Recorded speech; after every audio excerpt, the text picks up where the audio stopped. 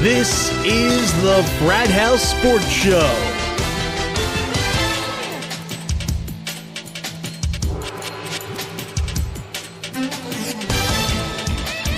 And now for this week's completely different and humorous perspective on everything sports, here's Frat House Mike and Sidekick. Alrighty, well, it's a very, very, very special day here on the Frat House Sports Show. We're coming to you. It's a big day, big special day. We have been longing for this one. We've been looking forward to this one. We've been talking about it for weeks. We've been yearning for it, and finally, it's here. I'm back in St. Louis. The first day of the NCAA tournament. Yes, it is. Well, it's also spring too, though. Yeah, it's also spring. I guess we've talked a little bit about wanting spring to get here as well, but the NCAA tournament kind of stumped it. All right, listen, we've got Uncle Mark here with us. Okay. Unusually in studio, we've got Sidekick with us via Skype from St. Louis. Yeah, you kind of made a surprise visit out there to Mom, huh? Yes, I did. And she had no idea it was coming. Yeah, exactly. That's cool. Very cool. You have sent us the video of that, and we're going to be closing out the show.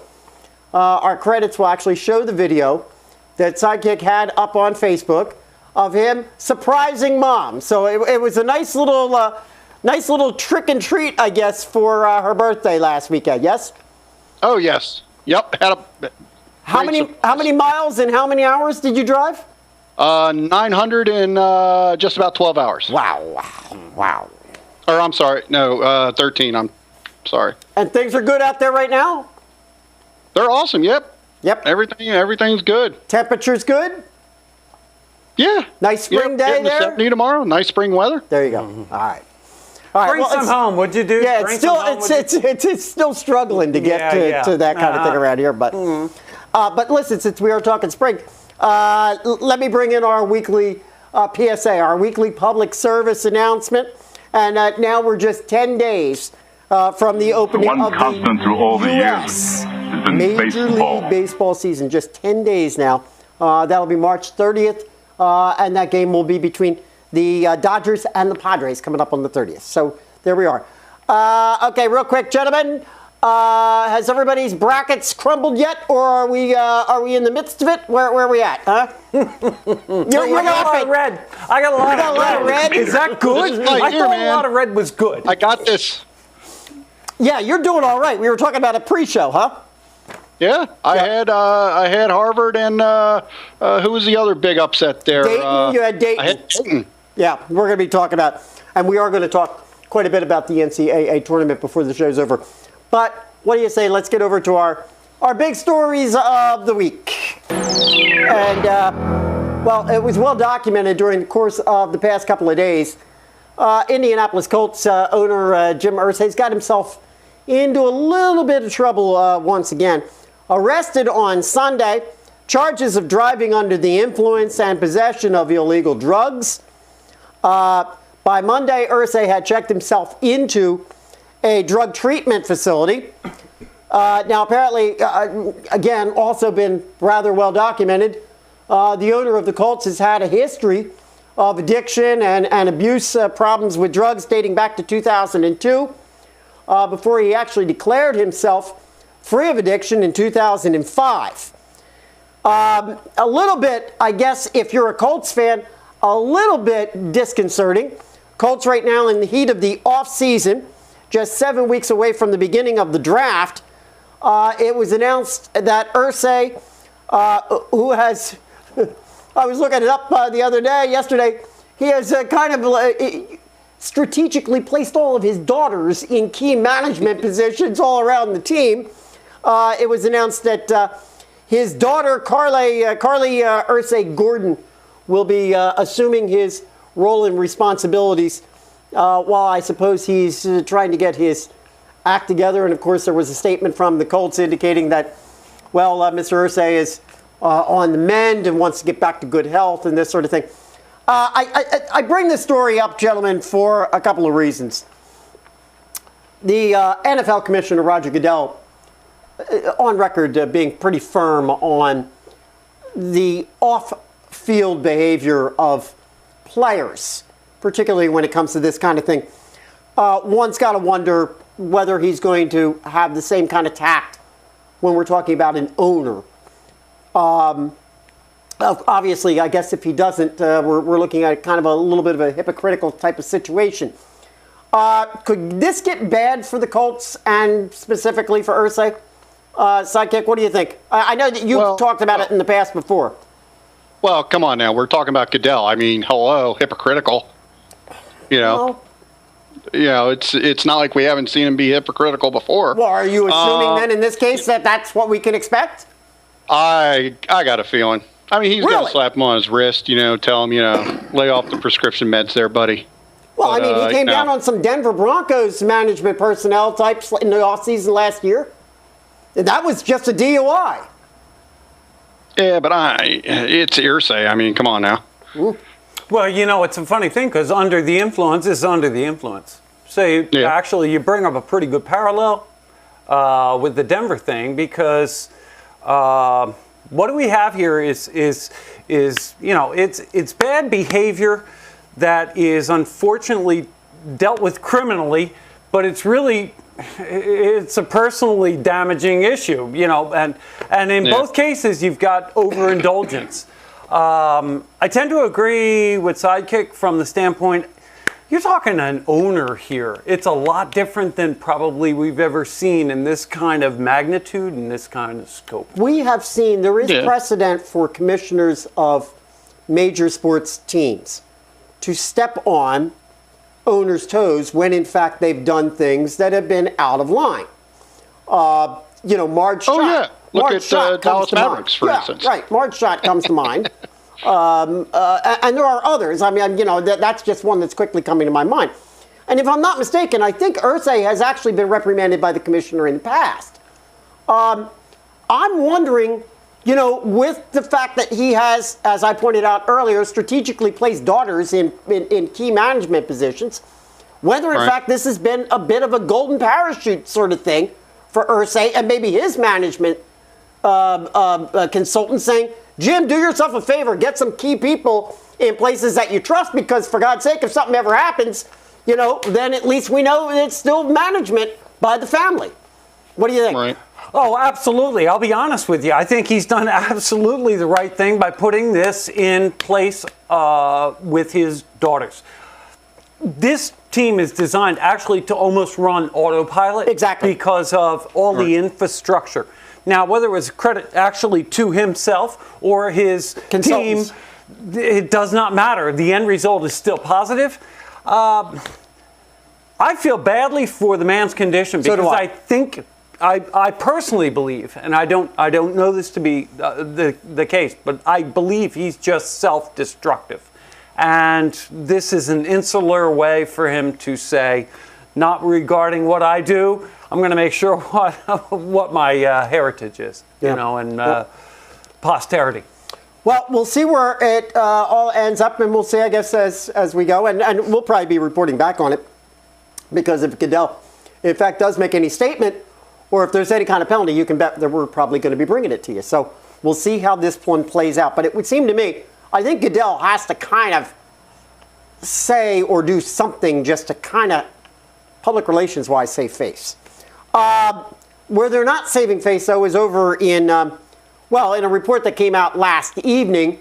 And we wouldn't have actually even known about this had it not been sent to us but by a good friend of Frat House Sports, Nicole, who lives down in Texas, but she herself is a big, big fan of the New England Patriots, sent us a report that was released yesterday.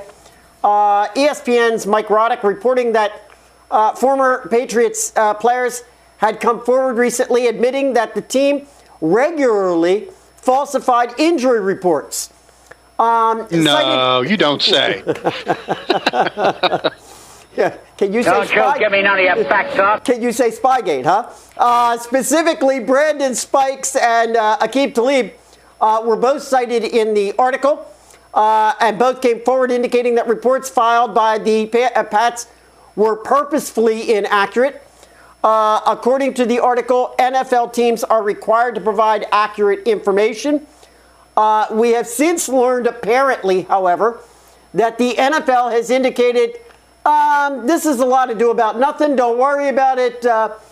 In order for us to police every team that is currently in the habit of doing this sort of thing would be a monstrous task on our part. And, well, don't worry about it. It's not a big deal. I guess I throw the question out. Big deal or not a big deal? I kind of feel it is. Mark? No, NHL, we were talking pre-show, NHL, upper body injury, lower body injury. Quite frankly, I don't have to tell you. As long as I'm square with the league, the guy's not playing, it's legit, then that's all there is to tell. Sidekick, you and I have talked a lot at length about head injuries, the accuracy of those. We've talked a lot about MCLs, ACLs this season. What's accurate, what's not accurate? Doesn't the NFL have to insist upon accurate reports? Well, as we were discussing pre-show, I mean, I think this is a big deal about nothing.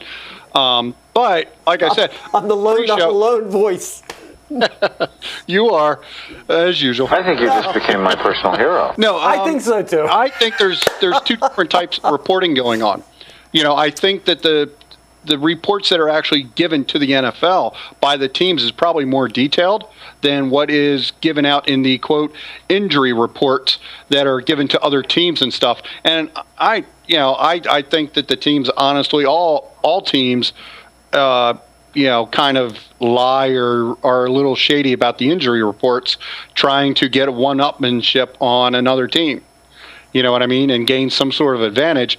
But I can't see that, if that was the actual information that was being fed to the NFL and the statistics were made off of those reports, I don't think the NFL would be so nonchalant about this. Okay, so there's no doubt in your mind, then, in other words, what you're saying is there's virtually no doubt in your mind that the NFL has got their numbers correct, that they're not using these falsified, inaccurate reports. I believe so, yeah. I mean, obviously, I don't know for a fact, but I can't, if they were, in fact, using these reports as what they're basing their stats off, then, yeah. All right. We're in trouble. You had a... No, I think we covered it. Yeah, I think we covered it. All right, last but not least, an NCAA tournament-related story. And look, let's get it straight. We go through this every single year, and that is, we're always bitching and moaning a little bit about one team or another that, quote-unquote, got snubbed. But I think that there's a pretty good consensus this year that there was one team in particular that got snubbed, and I kind of alluded to them last week, and that was Southern Methodist University Mustangs, headed up by two-year head coach Larry Brown. In fact, there's some heartbreaking video and photographs of the entire team watching in on Selection Sunday and their name not getting called. And there they were, down to the final bracket, expecting that, in fact, they were going to get in. And no, it didn't happen, but instead ended up as a 1 seed in the NIT.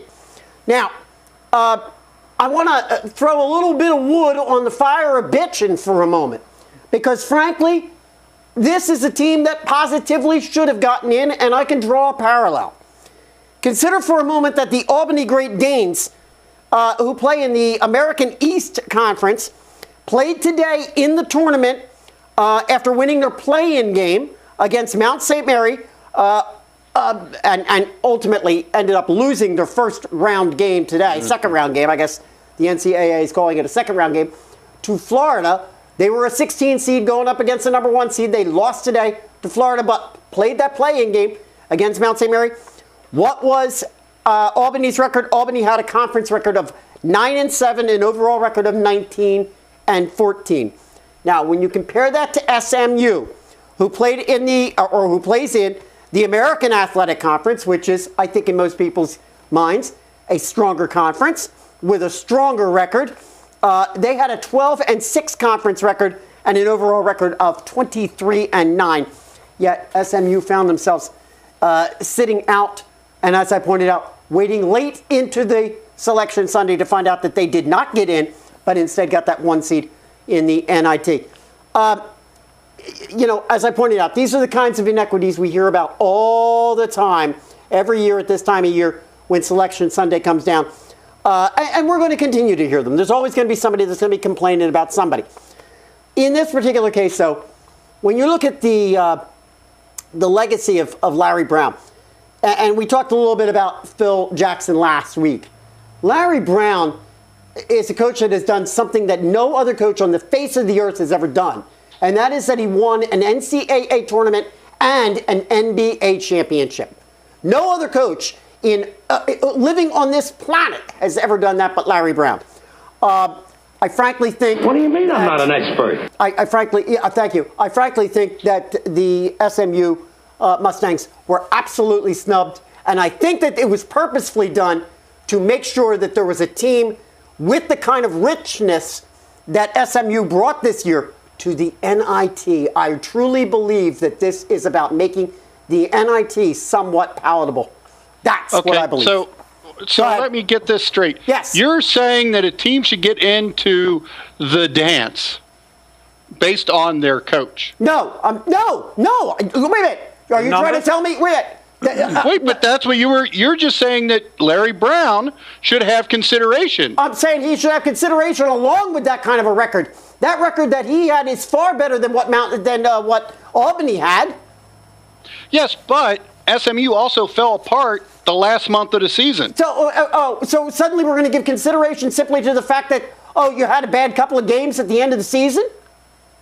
Well, apparently that was enough to get them snubbed. Well, if that's the kind of consideration you're going to give to that, then I'm going to ask for consideration given to the lineage of the coach. How about that? I think that's fair. Yeah, but it should be. I don't know, lineage. We're talking about records. And of course it's college, and you know how I am about college. Yeah. And their whole system. This. Arbitrary, capricious, anyone? We have all of our polls, to decide who our Which people is why are. I always stand up and say I prefer the RPI, because the RPI takes the subjectivity out of it. Anybody? All right, well. Okay, you're killing me with that. Yeah, I think so. Yep. All right, well, there's our big stories. I've left everybody speechless. I can't believe that one. Normally it's me that's speechless. All right. Quiet, numbskulls, I'm broadcasting. We need to change things up. Let's go over and take a look at a little NHL, and let's get our hat trick segment in here. And our hat trick segment, as usual, is brought to you by our friends over at CLW83. Get over there and check out all of their programming. Carl and Jim and all the good folks over there at CLW83.com. Uncle Mark, you've got a little bit of an update for us on a big trade that happened just a couple of weeks ago. We talked about it right here on the show. Yeah, absolutely. How's that all working out? Yeah, huh? how's that working out for you? Well, it's a funny thing because if you ask either team, they probably have about the same answer for you. We're talking about the trade that went down right on trade deadline day back on March 5th. And it was a surprise to New Yorkers. It was a surprise in Tampa Bay when captain for captain trade was made between Tampa Bay Lightning receiving Ryan Callahan, 28-year-old, and Martin St. Louis, former captain of Tampa Bay, heads off to New York and the Broadway Lights. 38 years old, I think I said. How's that working out? That's a very good question. It's a funny thing. Callahan's numbers, let's look at them real fast. He's got 12 goals, 17 assists, 29 points. That's for the year. That's the year, correct. Okay, it's 60, almost 70 games. He's got about 29 points. All right, let's look at St. Louis. He's now a New Yorker. 29 goals, 35 assists, 64 points over that same margin. 69, I believe they actually have 70. Callahan's always been more of a helper guy, though. In the bank. 10-year difference. 10-year difference. What is astounding to me is when we look at this trade one for one and how lopsided it is, and I believe you and I have probably shared that same belief. So I wanted to just hit the real point of this to make it clear. Callahan's got 1 goal, 3 assists, 4 points in 7 games thus far. With his new team. Correct. San Luis, 0 goals, 3 assists, 3 points in 8 games for his new team. Neither is Sterling. At the same time, what Callahan brings on the other side of it is no penalty minutes, so he hasn't cost Tampa Bay anything. He hits the body, 24 hits in his games, 21 shots on goal. Doesn't take a lot of face-offs. He's winning 7 out of 8. Tampa Bay gets a lot, plus Callahan in this trade. They get a conditional second-round draft pick and a first-round draft pick. That conditional second could become a first. On the other side, San Luis, going to New York. All they get is a second-round draft pick swap if Callahan signs on and stays with Tampa. New York was very, very short-sighted in taking this 38-year-old guy, in my opinion. At the same time, San Luis brings supposedly all that goal scoring. For neither team have we seen it thus far, but Callahan, to me, is the better investment. He's probably going to re-sign, and if he doesn't, that would be a mistake. As far as San Luis, he could be the bane of New York's existence once again. It's interesting because you're actually now proving by virtue of numbers, so far at least early on, exactly what our contention was 2 weeks ago. I can't see it. I can't see it. Now, let's do a quick flip side, and this one will be right for Sidekick and right in his wheelhouse. You know, the other big trade that was made back around trade deadline day, in fact, a few before on the 28th of February, was Ryan Miller getting moved out finally. He comes back from the Olympics, Team USA. He does get his move, which was expected. He's out to St. Louis Blues. What has he done with St. Louis Blues since he has started? He has 7 wins, 1 loss, and 1 overtime loss. Some trades work out. His numbers, just so you have an understanding, though, how bad a team he was playing. He's only 22 wins. He actually has 23 losses and 4 overtime losses in 49 games played. But when you take those 7 wins and 2, he's obviously with the right team at the right time. St. Louis, this was about the only team piece they really needed. Assuming they stay healthy, these guys are tremendous. I'll look at them in a minute when we talk about it. But their next game, and this guy's next game, is going to be against Philadelphia Flyers. Right. And they are a recently revamped and up-ramped Philadelphia Flyers team. How about them? I mean, right now, over the last 10 games, and this too, coming from the Olympic break, they're 7, they're 2, they're 1 OT loss. They're on par with St. Louis in terms of that kind of record of the last 10 games. They're a lot of fun right now. They're unconscious. Claude Giroux, the captain's playing like a captain. He's got all the numbers. I mean, it's sort of a one-car train right now, but sort of like other Philadelphia teams, you start throwing all the other names that you don't know. You know, Wayne Simmons, Jacob Voracek, list goes on. You got Hartnell, you got LeCavier, you got Braden Shen, okay, Matt Reed, Timonen. These are not superstar Flyers right here that we're talking about. But these guys are on a tear right now. Claude Giroux particularly, 71 points in 68 games. Took him a while to warm up. This guy's the real deal. He's a lot of fun. He's a lot of excitement. Steve Mason in goal, he's solid. He's a good goaltender. There's no two ways around it. He does have 4 shutouts this year, and he's 28, 16, and 6. If he falls back, Emery is capable to keep them going. Their most recent wins have been against Chicago, which was great. We saw that. They strung together 2 nice wins against Pittsburgh in back-to-back games. These are teams that are going to contend, by the way, for postseason. There's no two ways around it. 14 games to go. They've got 8 at home. That should help. I was going to say, with 3.5 weeks remaining in the season, what kind of a seed are we looking at? Last I heard was they were struggling just to be an 8 seed. Well, at this point, no. It looks a little stronger for them because they might fall in right now. If all things were to stay equal, they're going to fall into the number 2nd spot of the Metropolitan Division. That's in the Metropolitan Division, but where does that rank out with the Eastern? Well, when you compare them against the East, that still gives them a good 6 or 7 seed going in. They have a little more. They have a little more wiggle room. Plus, they've played a couple less games, so they got a couple in hand also. And as I pointed out, although they're looking at some tough stretch here in the finals, and it's going to be in these last 14 games, quite a bit against the West. You got St. Louis twice, once at home and once away. You got L.A. They're going to also be looking at some powerhouses on the East, and that would include, Boston. Yep. We got the Rangers. Well, we're going to talk about the division leaders right now. Typing. Yeah. Now, here's what's great about this. I mean, at your top of your Atlantic and the top of your Central, I think are going to be your guys that you're going to see. Yep. I'm going to predict now in the NHL for the Stanley Cup. I mean, very similar in profile. The Bruins got 99 total points.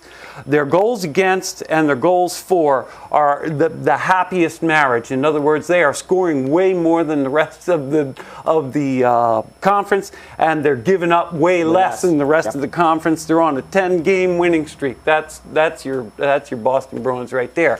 I mean, that's hard not to talk about. On the West side, real quick, you got the Blues, and they're running kind of the same thing. They got 101 points, and they're running on the same kind of trip. 226 versus 126, 8-1-1 over the last 10.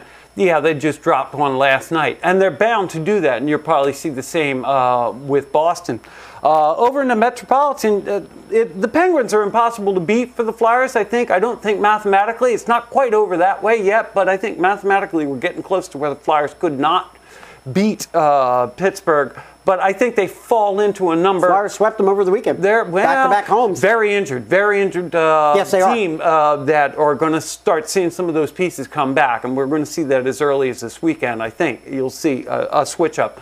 But absolutely right. When you take key components out, they're not nearly as strong, and Pittsburgh is certainly beatable. Out in the West, you got the Ducks, the Sharks, the Kings right now. They're on a bit of a slide. The Kings. Hoping we're going to see them in postseason play, but I think I said earlier in the show a few weeks back, I don't see them going very, very deep. All right, there you go. There's our NHL report for this week. 3.5 weeks just remaining to the season, but that's when really the season starts, because then we got the playoffs. Come on, that's the fun. But that's all brought to you by, and all of it's brought to you by CLW83.com. Make sure you get over there and check them out. All right. How about a little motor racing, auto racing, motorsports? NASCAR. Yeah, NASCAR, man. Let's get over and take a look at that. Fire 'em up! Our NASCAR segment brought to you by good friends over at Herb FM Sports Radio. These guys are doing wonderful stuff for us, rebroadcasting us on Saturdays. We've got promos hearing playing it on over the there. Weekend. Yep. They rebroadcast us again last night. We had an encore presentation last night for 2 hours of our program. So many thanks to Chris and company down at Herb FM Sports Radio. HerbFM.com. Get over there and check them out as well. Before we get to our NASCAR segment, let's take a look at our Frat House Sports Facebook post of the week. And that was one that I put up on Saturday. And I had mentioned last week about the promo that Herb FM had put together of our show airing on their airwaves on Saturdays at 3 p.m. And so I took that audio and I put it together and made a little 30-second video, which I posted up on Facebook, and that got hundreds and hundreds and hundreds of views. So thank you very much. Very cool stuff, too. I mean, it really worked out good. And I'll be playing that a couple of times. In fact, I'll play that on Saturdays. That's one you can repeat. Exactly. Absolutely, yep. But make sure you get over to our Facebook page, Frat House Sports. Give us a like there, and then you can participate in all of this as well. All right? All right, we had a race, fourth race of the season, just down a ways in Bristol at Bristol Motor Speedway. A race that was, unfortunately, all too reminiscent of the Daytona 500, where we had, with the exception of the fact it's a much shorter track, we had over 5 hours of rain delays, weather delays, and it suddenly turned Bristol into an evening race. Mm-hmm. In the end, somebody that I had been kind of whining about early on in the season, did better than just get himself top 5, got himself a checker flag, and that was Carl Edwards. Came in first. Wait till you hear this lineup. How about this? Top 5s. Carl Edwards, number 1. Ricky Stenhouse Jr. got a 2. Eric Almirola, what? Yes, came all the way up to number 3. Tony Stewart got himself a 4th place finish, starting at 37th. And then Marcus Ambrose got himself a 5. Let me throw this one out there, gentlemen, just to start with. Richard Petty Motorsports, huh? Did themselves pretty good there, it seems to me, with that, 3rd and 5 finish, huh? Well, that's what happens when you have a rain-shortened race. All right, so you're blaming it on that? Well, sure. I mean, that's how we usually see where, you get these guys that normally aren't on the radar, and then all of a sudden, hey, so-and-so won, or, stuff like that. Usually sometimes it's in these rain-shortened races. Wow. Because, it's about positioning and, playing the, rolling the dice, trying to hope for the rain, waiting for the rain to come. So you stay out, whereas other teams are pitting. So, well, I mean, I don't know. Ambrose started out 5th on the pole, and that's where he finished, 5th on the pole. So I would say that's a pretty consistent race, huh? That one was actually good, but I agree with you. What was unique about Bristol was all your front runners, all the people that you really expected were going to do well, kind of got out in front early, and before you knew it, they kind of fell apart by the last 7,800 laps. Sidekick, right, the complexion changed, and it was really a strategy thing. Well, track conditions too. I said what temperature changed and what have you. Yeah, and it being a short track. They couldn't get rubber on that road until that race. Right, exactly. If you figure about it. The other one that I would quickly bring up too is Tony Stewart. You had to feel good for this guy, huh? Yeah, Getting that 4th place finish, coming off the end of the season that he did last year, and then as we pointed out, with the exception of the Harvick win, kind of a rough start a little bit for the Stewart-Haas Racing team. Gets himself a 4th place finish. You could almost see the guy was all smiles at the end of this race. I think the only thing that would have made him smile greater, of course, would have been if he had gotten the checkered himself. But not bad, huh, for the Dream Team. Yeah, he put the kibosh on. I'm hurting. He's injured. Don't watch him. He'll be okay. He put all that shit to bed. It was great, I thought. What did you think, Sidekick? I thought it was great. He stood there and he smiled. He smirked. You know how he does, half smile. Like, hey, you know what? I'm back. Watch out. I loved it. I loved it.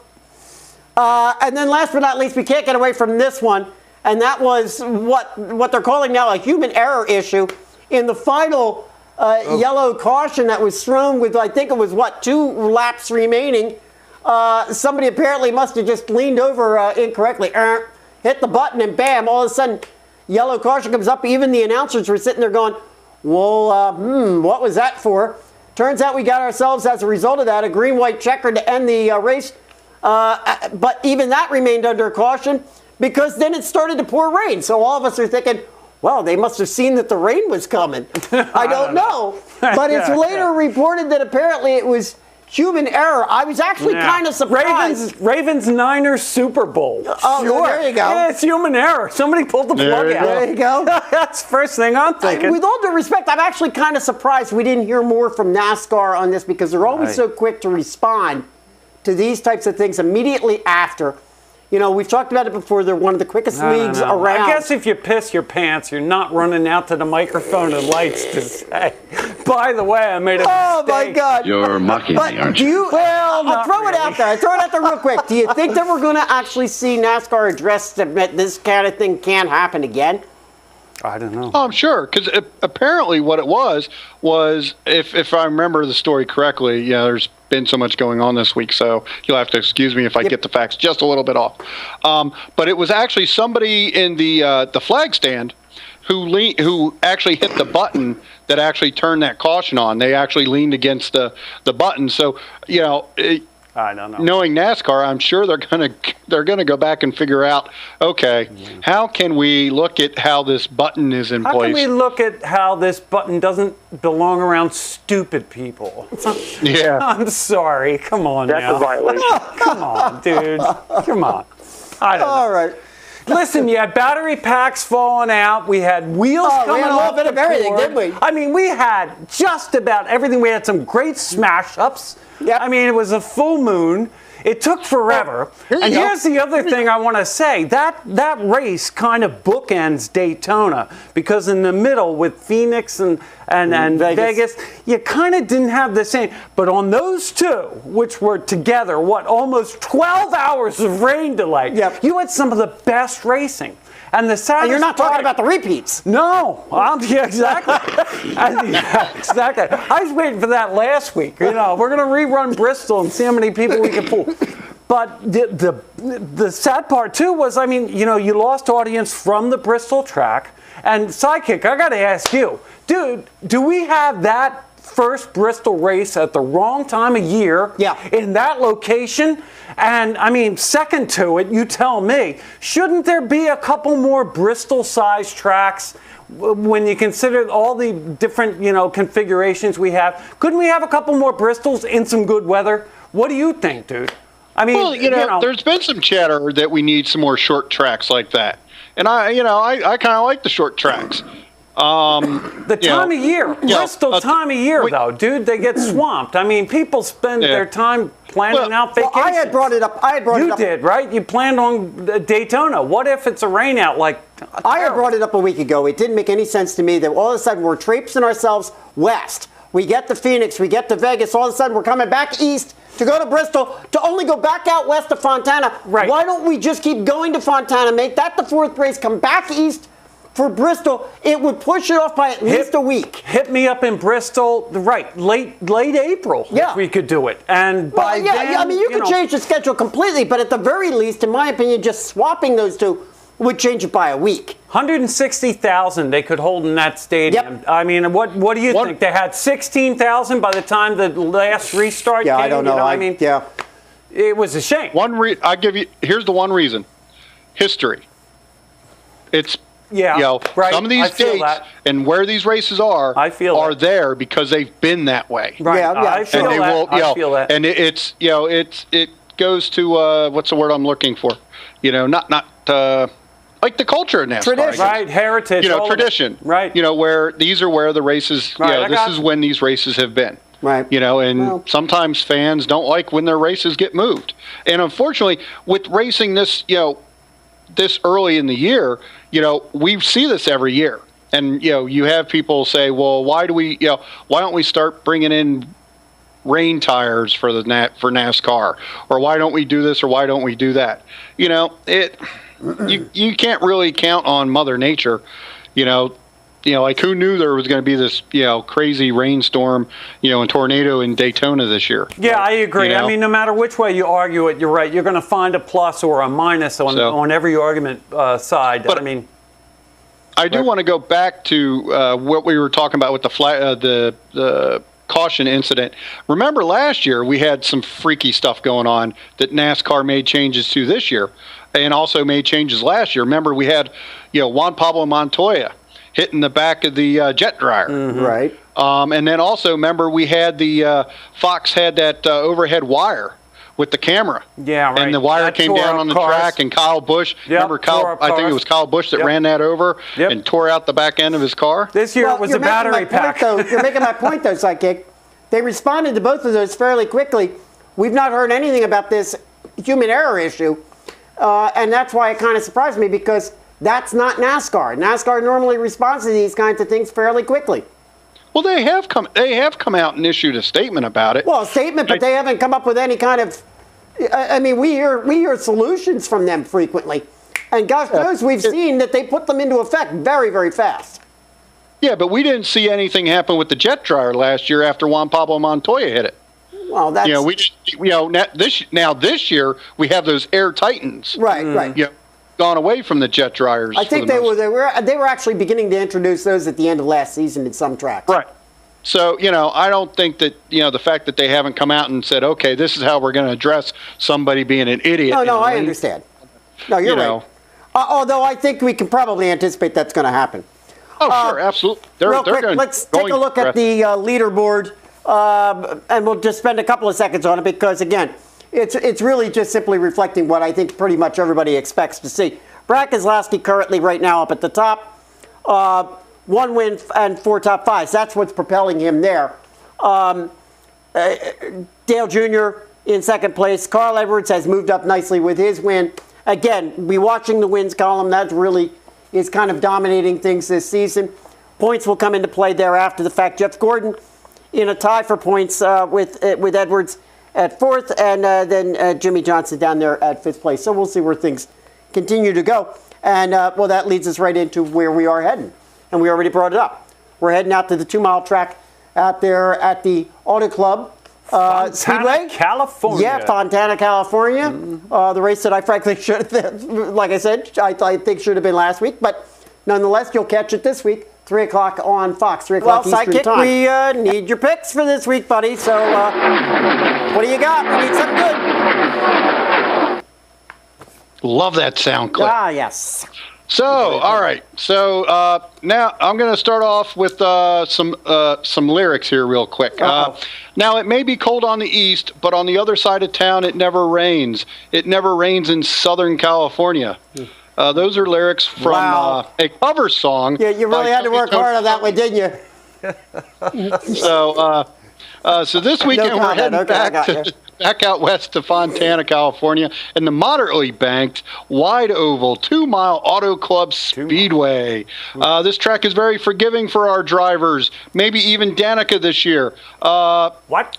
As there will be several grooves that the drivers can work with.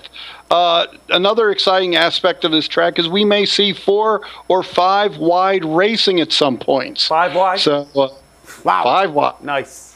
That's what she said. Yeah. So, without further ado, let's get to our picks. We're going to start off with Dale Earnhardt Jr. He is currently going for $27.75. The Unintimidator has been on a blessed season so far, and it looks like Junior Nation is going to be in full party mode this weekend. Can we say Junior finished second here last year and may just pick up his first win at this track this weekend. We're going to go with Mike's favorite, the M&M, Kyle Busch. He's currently sitting at $27. Kyle's been strong at this track, leading over 350 laps in his career so far, and won last year's event. When you remember, one Denny Hamlin and Joey Logano got mixed up. So shot right by him. Yep. Third on the list, we're going to go with last week's winner, Carl Edwards. He's $26.75. He has 13 top 10s at Fontana and also has a win at this track. Mm-hmm. And he, even though Mike has not been high on him this year, he seems to be running okay. Yep. And then obviously we need our 2 fillers. We're going to go with Michael Annette, who is $8.25, and my lucky dog is going to go to Reed Sorensen at $6.25. I don't have an exact round number for the roster, but there's a couple bucks left over on it. So, but I couldn't find anybody else worth really jumping up for. A couple of bucks. We got a couple of bucks. What can we do with that? Bag of peanuts, maybe. Yeah, a little bitty bag. Hopefully we don't need too many peanuts. It's not going to be we're not going to have any weather delays, right, Sidekick? No, right now the weather forecast is predicted for 0 precipitation. There we go. That's what we need to hear. Because it never rains in Southern California. That's right. We heard that one before. And make those peanuts peanut M&Ms, because I want Kyle Busch. There we go. I like the tie-in. Yeah, nice segue.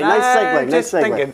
All right. And then that segue leads us to this segue, and that is we got to go take a look at our Frat House Sports NASCAR league standings, fantasy league standings.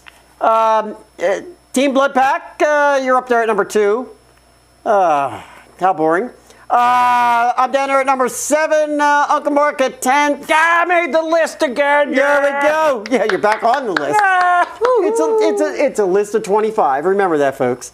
But our fantasy team, Sidekick Spoilers, at 4th. Not too bad. Not too bad for everybody there. Actually, very good. All. Yeah. Not too bad for everybody there at all.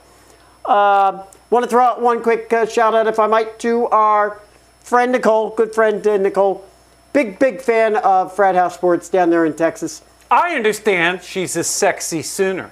That's what it says. The way I read it. That's what it says. So, but no, she's up there, sitting up there at number 1. But don't get comfortable there, Nicole. That's not staying that way. I'm looking to wreck you. Long season. Yeah, exactly. Drone strike. That's it. Yeah. I like Danica, like this guy was saying. All right, there you have it. There's our NASCAR segment for this week. Many thanks again to our good friend Chris and all the folks over at Herb FM Sports Radio, herbfm.com. Make sure you get over there and check them out. Thank you very, very much. Good stuff. Yeah. All right. Well, we can't get out of here without taking a look at the tournament. We got it going on all around us. And it's been going on all around us here at the Frat House. God, I love these 4 days. Yeah. It is just incredible. I know. People are sitting around me going, oh my God. I love it. We got 16 games today, 16 games tomorrow. We got another 16 games over 2 days on Saturday and Sunday. Right. We're talking 48 games over 4 days, which is why I say this is the greatest tournament ever created by man. It's started at 12 noon this afternoon. We've been on it. Oh yeah. We've been on it. Probably won't be over until close to 1 o'clock in the morning, and I'll be there for every bit of it. You can bet on that one. But we thought we'd take a real quick look. I mean, there's the overall bracket. Mm-hmm. All right, and 64 teams, and you've seen these before. A little bit difficult to look at this way, so I thought perhaps maybe what we would do is break it down by quadrant real quick, and we'll go over and we'll take a look at the South region. And we're going to start real quick. I would bring up a couple of things that I thought jumped off at me about this one. First of all, let's start with the big upset that everybody talked about this just today. The very first game of the tournament, we already had our big upset. Some people are calling it a bracket buster. And that was Daytona, who was a play-in team. Daytona, an 11 seed, beating Ohio State, a 6 seed, won that one 60-59 and advances on. They will end up playing Syracuse. I'm sorry, Mike. Which University of Daytona is that? No, I'm sorry. Did I say Daytona? Yes, Dayton, you did. I'm sorry. You still got me thinking NASCAR. Drivers, start your engines. Start your balls. Well, if I didn't have to do this multiple times, maybe we would have gotten it right the first time. But that's all right. Yes, thank you very much for correcting me, though. I have Daytona on my mind, but I should have the NCAA tournament. All right, but Dayton won that one, not Daytona. Anyhow, let's take a look at it real quick as well. Some people up here may have thought that Colorado was a good pick over Pittsburgh. That's an 8 and 9. You always got to be worried about those 8 and 9 seeds, folks. Be careful with those. Sometimes it's a little bit deceiving. Pittsburgh won that, and they advanced. I picked Pittsburgh on that. Now, I didn't pick Daytona. I didn't pick Dayton either. So I lost twice on that one. There went my billionaire bracket because I lost twice. I lost on Daytona and on Dayton. That's a violation. But, yeah. Yeah, it must be. Now, a game to watch tomorrow, I think, folks, is this one. And that's New Mexico, who's a 7 seed, up against Stanford, who's a 10 seed.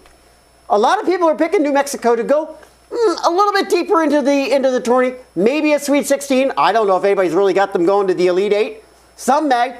I'm telling you right now, watch Stanford on that one. I think Stanford could upset right now, tomorrow. That could happen. Let's go over and take a look at the East region. Big upset again already. Second big upset of the day today. Not an upset in my bracket because I didn't think Cincinnati had it. Cincinnati is a 5 seed. They went down to Harvard today. The final on that particular game, do I have it? Yes, 61-57. Harvard won that game today against Cincinnati.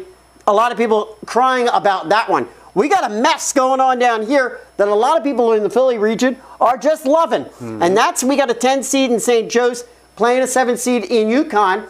That game, I think, probably just finished. I don't know where it stands. We're in the end of overtime, and UConn is up right now, 84-77. A lot of people in the Philly region were kind of hoping St. Joe's could pull that one off, because if they did, Villanova, right underneath them, a 2 seed playing Milwaukee later on this evening.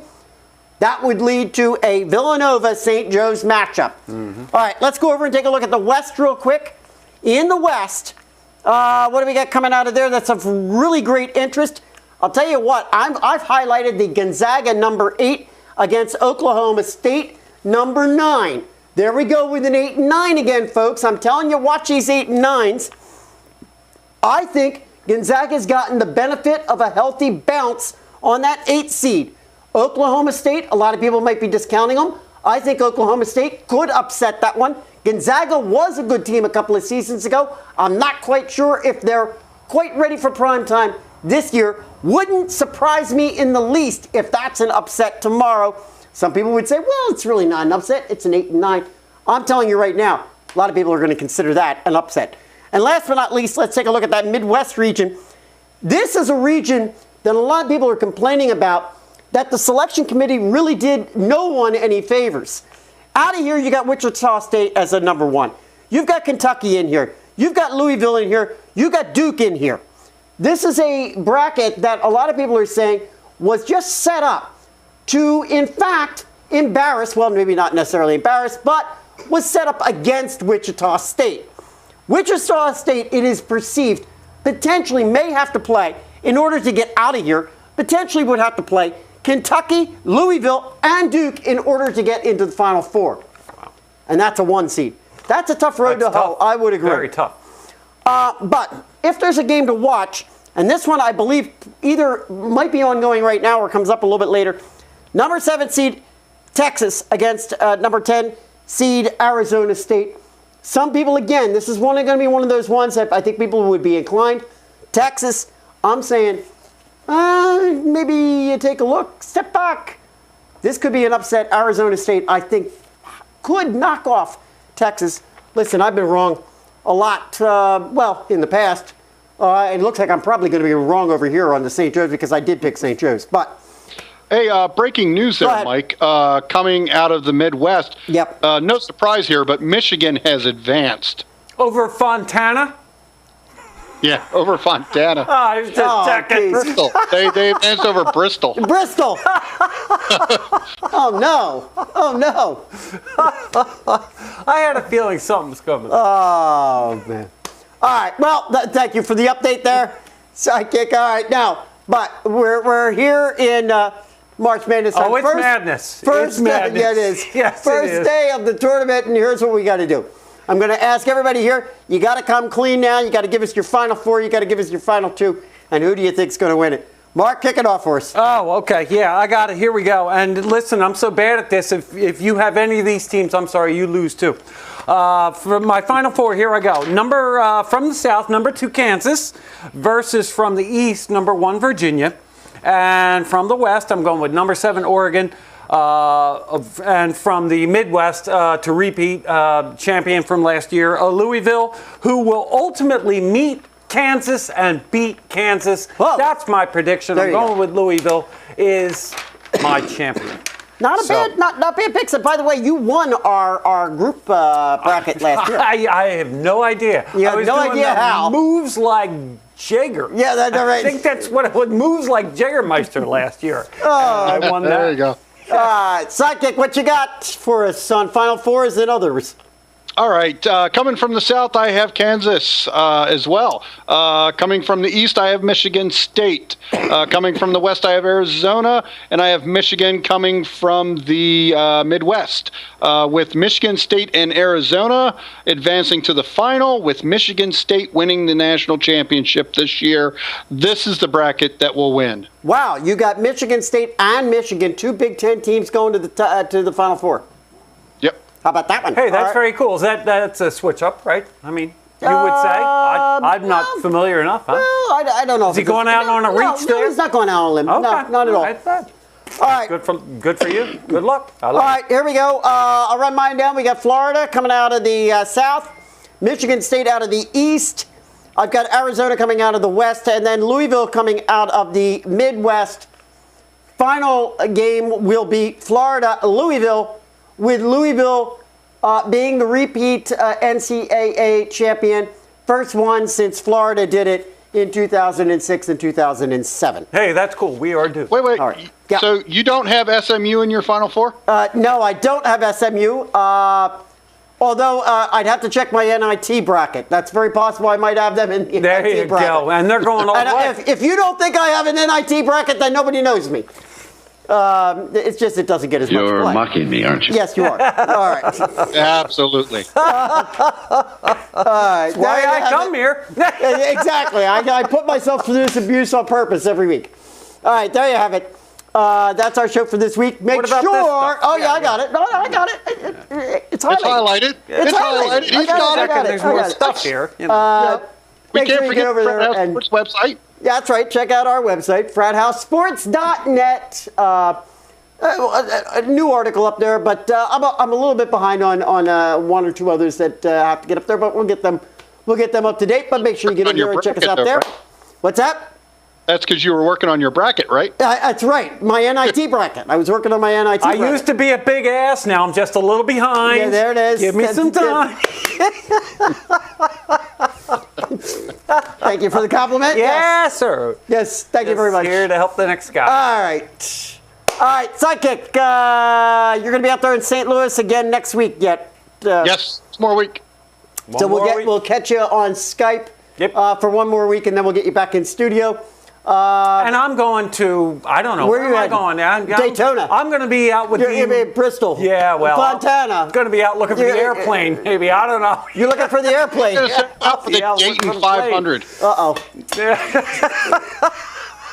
Oh, no. Oh, no. All right, we got to get out of here. They're giving me the... Okay. All right, there you have it. You know what you got to do for us. You got to keep us real. You got to keep us live. You got to keep us going. We'll see you next week. So I started out in Philly at 5 a.m. this morning. It's now 5 p.m. Eastern or 5:30 Eastern, 4:30 Central. And I just drove 900 miles to surprise my mom for her birthday. So let's go surprise Mom.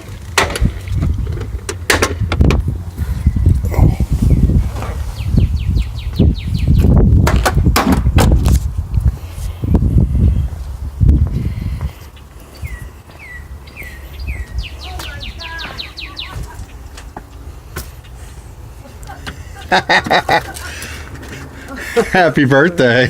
Oh my God, David! Come in here, you. Say hi to everybody. Hello! I'm so shocked.